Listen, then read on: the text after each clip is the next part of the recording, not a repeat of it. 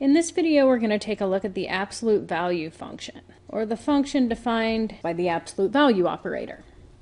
If you recall, what the absolute value operator does is it returns the distance of x from the value 0.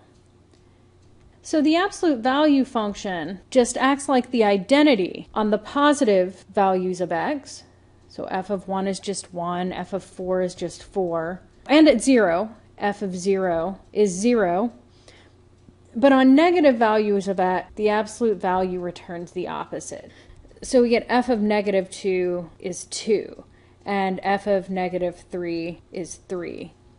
So basically, if x is negative, then the absolute value function strips that negative. But if x is positive, then the absolute value function just returns x as given.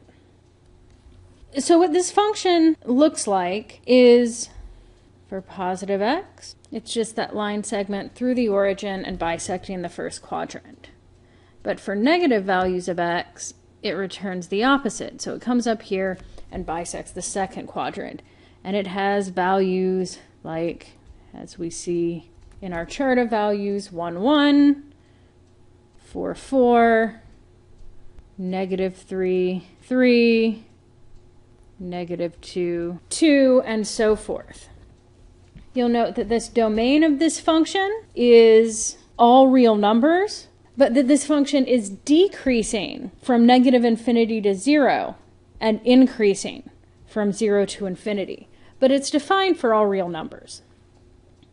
Its range is the interval from 0 to infinity, so all the non-negative real numbers. It has an x-intercept and a y-intercept, which are the same value, 0, 0. And 0, 0 is also both an absolute and a relative minimum for this function. There are no maxima, absolute or relative. And the absolute value function is an even function, which means that f of negative x is f of x for all values x. And if you look at this function, you'll see that that's true. So that's the basics of the absolute value function, and we can add that to our function library.